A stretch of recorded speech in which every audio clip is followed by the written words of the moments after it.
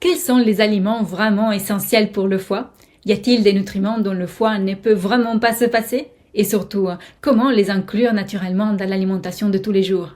Bonjour, je suis Marty Rico et depuis bientôt 5 ans, je vous livre des conseils simples et pratiques pour soutenir nos organes à travers l'alimentation quotidienne, pour une vie débordante d'énergie et de vitalité. Pour aller encore plus loin, je vous ai préparé une formation qui vous donne tous les outils afin d'évoluer à vitesse grand V selon votre style de vie et votre âge.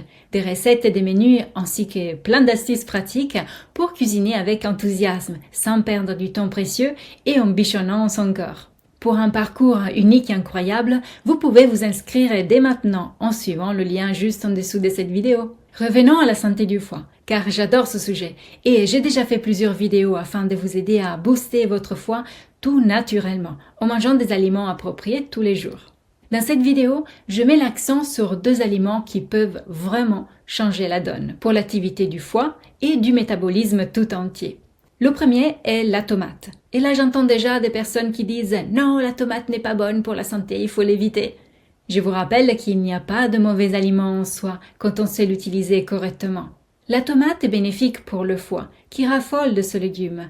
Il a été même constaté que les populations des régions méditerranéennes, qui consomment plus de tomates fraîches que dans d'autres parties du monde, ont un foie qui fonctionne mieux et il est plus réactif. La tomate est un excellent drainant pour le foie, à condition de la consommer crue et toujours dans des quantités modérées, sans en abuser.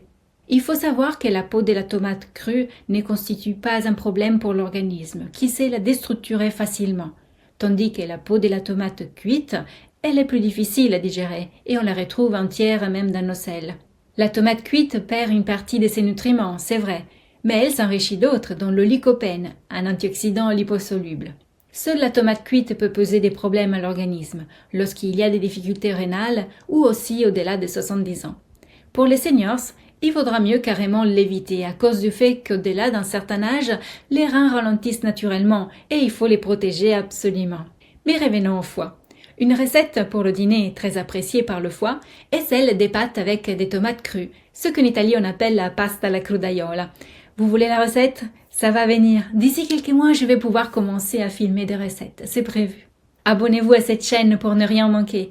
L'autre aliment un peu particulier dont le foie raffole est le jus de légumes. C'est un peu particulier car il faut rester néanmoins prudent quant à sa consommation. C'est quoi le jus de légumes? Avec un extracteur et pas une centrifugeuse, on presse doucement les légumes crus afin d'en extraire le jus. Des carottes, du fenouil, mais aussi du brocoli, du céleri branche. Il y a plein de légumes dont on peut extraire le jus. Mais du fait qu'il s'agit d'un concentré de nutriments, il faut en consommer avec modération, car d'autres organes pourraient ne pas l'apprécier autant. Pourquoi le jus de légumes est si utile pour le foie? Les vitamines, les minéraux et les oligoéléments qui se trouvent en abondance dans le jus de légumes sont comme les moteurs des réactions métaboliques que le foie accomplit jour et nuit sans relâche. Par conséquent, ils ne doivent jamais manquer. Les jus de légumes sont l'aliment qui en contiennent dans la plus haute concentration, quand les légumes sont de bonne qualité et fraîchement cueillis.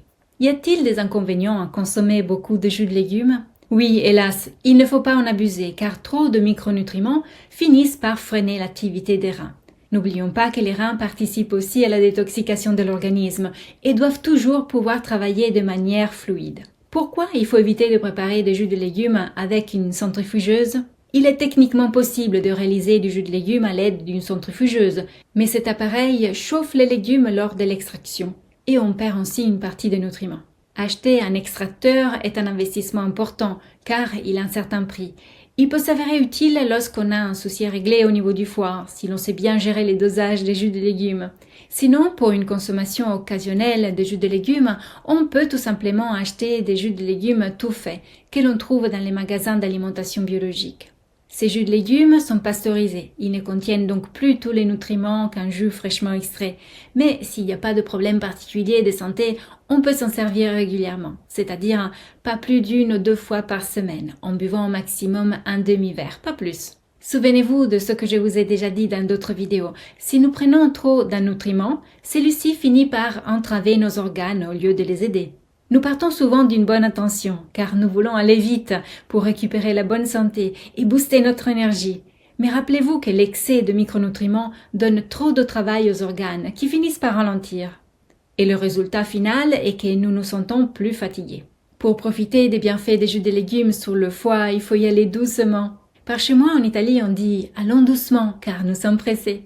C'est pour dire que quand on va trop vite, on fait des erreurs, on peut provoquer des accidents qui finissent par nous ralentir, voire nous mettre à l'arrêt. Dans une autre vidéo, on verra ensemble quels sont les aliments qui font ralentir le foie, qui freinent la détoxication naturelle de cet organe et qui empêchent d'avoir un bon métabolisme général. Abonnez-vous à cette chaîne pour ne rien manquer et souvenez-vous que prendre soin de soi et de son assiette, ça prend un peu tous les jours.